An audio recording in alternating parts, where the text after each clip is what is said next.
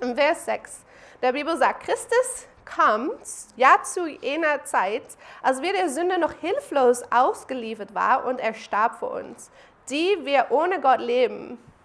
Selbst für einen guten Mensch würde kaum jemand sterben. Am ehesten noch für einen herausgerangenen Menschen. So God is saying, we would die for another person. Like someone wouldn't die for you, right? But God is saying here, he dies for you, even though you were still not wanting to die for you, or you still would be far off. Es sagt in Vers 8, Gott dagegen beweist seine große Liebe, das Thema von heute, und dadurch, dass er Christus sandte, damit diese für uns sterben sollte, als wir noch Sünder waren. So in Vers 6, da sagt es das Wort hilflos. Das bedeutet in Griechisch, dass wir krank sind. So wenn wir sündig sind, sind wir krank. So what this all means in English, that we were helpless, and it means that we're actually sick. We were without God, and we were in sin. This means that we were devoted to sin. And this is our state. When I was so angry, you know what my sin were? It was bitterness. Auf Deutsch ist das Wort Bitterkeit und Groll. Kennst du das Wort Groll? Resentment? Being very, very angry at someone.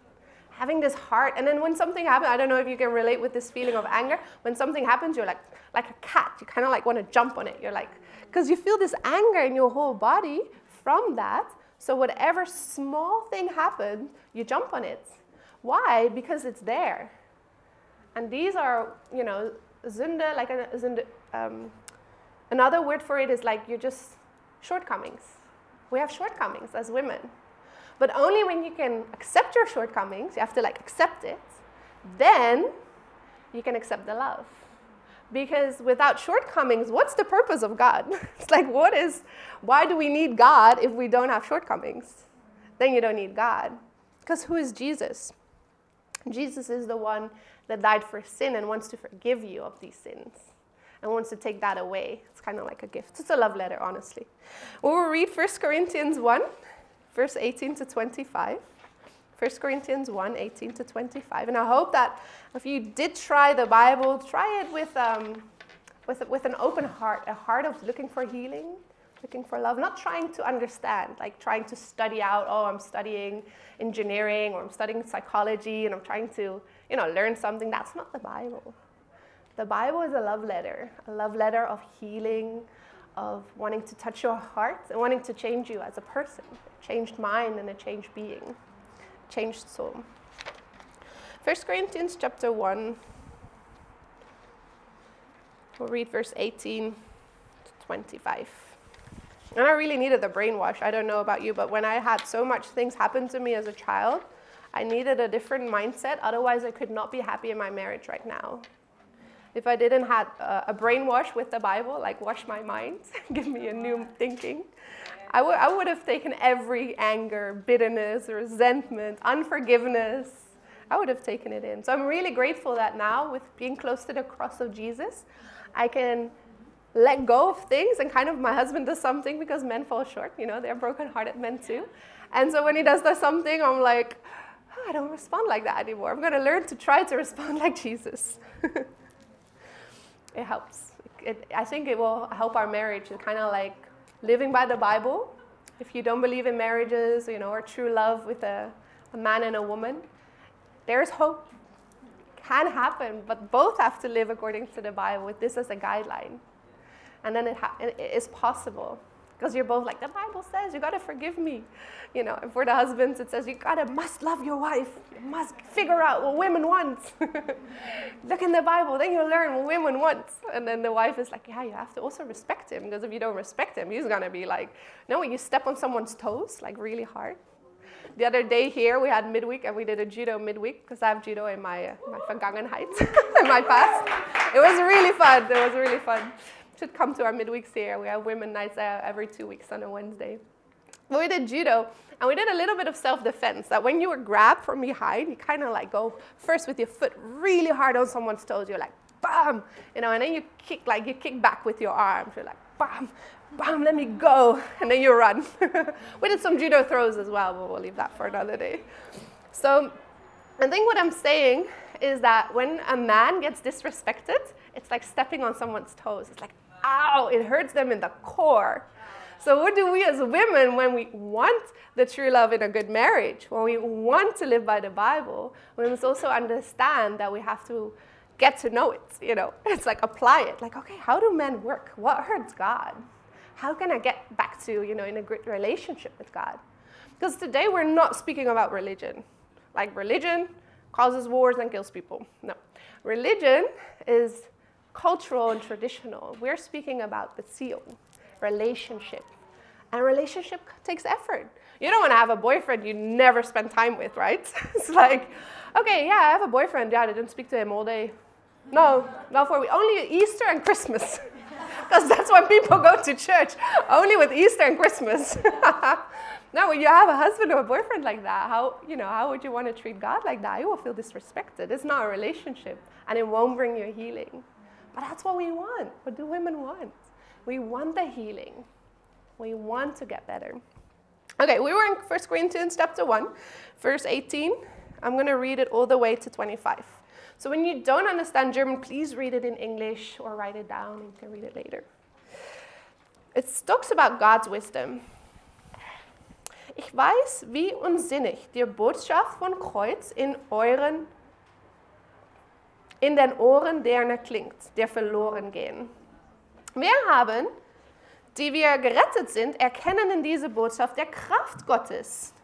In der Schrift heißt es, ich will der Weisheit der Weisen vernichten und der Klugheit der Klugen verwerfen. Wo bleiben da die Weisen, der Schriftgelehrten, der glanzenden Redner? Gott hat sie zu Narren gemacht und ihre Weisheit zu nutzlosen Unsinn entlarvt. Obwohl der Welt von der Weisheit Gottes durchdrungen ist, könnten sie ihn durch ihre Weisheit nicht finden. Gott hat eine Botschaft, die unsinnig erscheint, dazu benutzt, alle zu retten, die daran glauben. So fordern die Juden zeigen und der Griechen solche suchen nach Weisheit. Aber wenn wir also Christus als den gekreuzigten Verkündiger, sind der Juden entrüstet und der Griechen erklären es für Unsinn. Für die aber, die von Gott zur Erlösung berufen sind, Juden und wir Nicht-Juden, ist Christus Gottes Kraft und Gottes Weisheit. Der scheinbar absurde Plan Gottes ist immer noch viel weiser als der weiseste Plan der Menschen. Und der schwachste Gottes ist Weisheit stärker als der Menschen sind. So, ich hoffe, dass du das ein bisschen verstanden hast. Es ist so schön, wahre Liebe am Kreuz oder bei Kreuz zu finden. For viele, like for many people, it's like, well, how? Like, why is a cross so special? Why is wood, or someone dying at a cross special? Well, we have to understand who Jesus was. Jesus was without any, he did not make the mistake of not loving a woman. He did not make the mistake of disrespecting God. He did not have the wrong, missing the mark that we have. He did not have sin. And so he died. Think about an animal. In the Old Testament, animal had to be sacrificed. And when the animal was perfect, it covers over your schuld, your blame. So Jesus is perfect and he dies so that when you then follow him in the relationship, you can then have the healing because the blood of him is perfect. And that washes you. That washes the sin away. Now, what is so special is that is the wisdom of the world. That is, not the wisdom of the world, but that's the wisdom in this room today. It's the wisdom in our minds. It's the wisdom of new thinking. But that is not what makes sense. And if you are not in touch with okay, I'm going to pursue the cross, it's kind of it's the same as the Bible. It's it's just a book, right? This is just a book. It's not any Kraft, keine Kraft. Es hat keine Kraft, if man nicht Begriffenes hast über was ist ein Kreuz und was macht das dann, was Jesus für uns macht. Okay, so, wir haben dann gesagt, das zweite Punkt war, wenn du deine Sündighaftigkeit erkennst, kannst du der wahre Liebe annehmen. Ich habe noch ein mehr Beispiel in Lukas 7, 44 bis 48 über eine Frau, die so sündig war. Und diese Frau hat viele, viele Liebe an Jesus gegeben. Sie hat eine Flasche Parfüm und Öl über Jesus' Füßen, Kopf und Füßen. Und diese Flasche war 1 Jahr Lohn. So what do we earn in a year? Can be like 60,000 or something if you earn well, 20,000, between that. That's how expensive the perfume was. It was a year's wages. And that is what she gave just before Jesus went to the cross. This woman, again, a woman in the Bible that we're still talking about today. So in Luke 7, from verse 44 to 48. Dann wandte er sich der Frau zu und sagte zu Simon, schau die Frau an, die da kniet. Und wenn ich dein Haus betrat, hast du mir kein Wasser angeboten, um der Staub von Füßen zu waschen. Sie hat meine Füße mit ihren Tränen gewaschen, mit ihren Haaren getrocknet. Du hast mir keine Begrüßungskuss gegeben und sie hat mir unaufhörlich der Füßen geküsst, seit ich hereingekommen bin. Du hast es versäumt, mich Gastfreundschaft zu erweisen und mir den Kopf mit Olivenöl zu salben. Sie hat meine Füße mit kostbarem Salböl gesalbt. Ich sage dir, ihre Sünde, und es sind viele, und meine war auch viele, ich habe viele, viele Sünden, und so haben wir alle, aber der sind ihr vergeben. Also hat sie mir viele Liebe erwiesen. Ein Mensch jedoch, dem nur wenig vergeben würde, zeigt nur wenig Liebe. Dann sagte Jesus zu der Frau, deine Sünden sind dir vergeben. Und Jesus kann Vergeben geben in der Bibel, weil er auf Erde war. Jetzt müssen wir das ein bisschen anders machen. Jesus kann nicht sagen, ich vergebe dir, alles gut, du glaubst, du kennst mir, oh, du bist... Nein, das funktioniert nicht wie so diese Weise. Aber dann können wir da mehr über erklären in ein anderes Mal. Aber hast du gesehen, dass Jesus sieht die Frau? So heute, internationaler Frauentag. Jesus siehst du. Ein Name von Gott ist El Roi. Und El Roi bedeutet Gott siehst. God sees you. God saw the woman. He knows what women want. Mel Gibson, he kind of like, oh, I'm hearing what women think. But actually 85% of our thoughts are negative. So he heard a lot of complaining. But he did not hear a solution. He did not hear about Jesus. God sees, God knows you best. So how much more is it? That's the place I have to be, at the cross, at the feet of Jesus, to learn, to receive this love, to find this healing.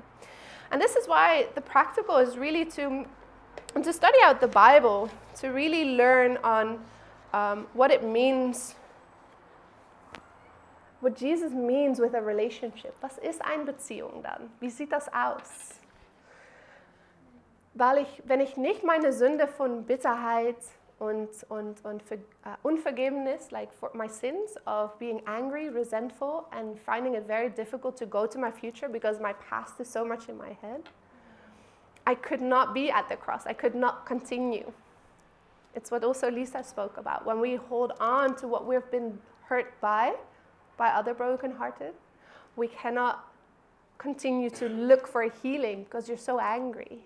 When you're so angry, you cannot be healed. Because when it's in your head, it will be in your heart, it will be in your whole body. So you have to let go in your head. You have to give the future a chance. Otherwise, there is no future with Jesus. Because you will keep on going in the same circle and circle and circle because you don't see that you also have a part to play in this. We only think if there's a fight between, a boyfriend and girlfriend, it's only one. It's always the boyfriend, right? But what about the other parts? And this is what Jesus shows us. He's like, use the Bible as something that's alive. Look into it and deal with yourself. Like, Michael Jackson, Man in the Mirror. It's kind of like, deal with the person. If you want to make the world better, look at yourself. So that's when I had the struggle when I was, abused and hurt by so many family members that I thought that was my foundation. I was ready. I'm like, I want to build a foundation on something outside of my family. I want to build a foundation now on this. And I wanted to build a foundation with a man, but I did not want to do it without the Bible.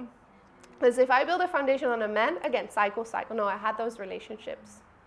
It's they cheat, you have to check phones, you have to check bank accounts, you have to check everything, you go crazy from anxiety. It's like, no, I don't want to do that anymore. I want a new future. I want to, my family members, what I thought my life would be, I thought that I would have a man until 30, then another one till 40, and then another till 50. My father got married 3 times, and my mother is also with her fourth partner. This is how life goes. There's no stability into someone that has a broken heart. There's only stability at the cross. With using the Bible, my life could be stable because I had to see my own sin selves first before I can be like. And now the healing, the beauty is that I look at my dad, I think about my grandfather, and what I have learned, I've come a long way. I mean, 7 years in. What I've learned is that I can look at a soft heart and say, person and sin. So Person und Sünde separat. It's like, du hast gute Idee für mich, aber du hast mich wehgetan. So my father had good intentions, but he hurt me. And I'm thinking to my dad with a soft heart, and I'm no longer angry. So now my husband is no longer my father. It's no longer when my husband does something wrong, it's always, it doesn't come out of me anymore. Because I've learned through Jesus who he forgives, that I can then also forgive. Because I'm also a woman that needed forgiveness. I needed it from Jesus like the woman here. So my practical in closing is, do you dare in all your hurts to give it a shot? It takes faith. It takes Mut. Mut is ein Deutsch Wort. It's take courage. When you've gone through a lot, it takes a lot of courage to give Jesus as your new husband a second chance, or a first chance for that matter. When you have the courage, then my practical is study the Bible yourself daily, every morning. Buy a very beautiful Bible. This is an art Bible. I have photos. I'm going to so basteln. I'm going to do some arts and crafts. And have one a year. You also don't want to, but I already went through one. Buy a new one. Have fun. Get to know this great relationship with Jesus.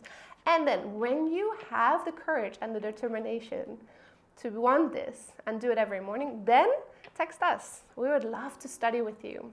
But we won't study with you a topic. We won't be like, look at this chapter. We won't give you information. We want to give you transformation. We want to give you a new life. We want to give you boost, what is Umkehrung? What's the new life about? What do I do to become a new woman?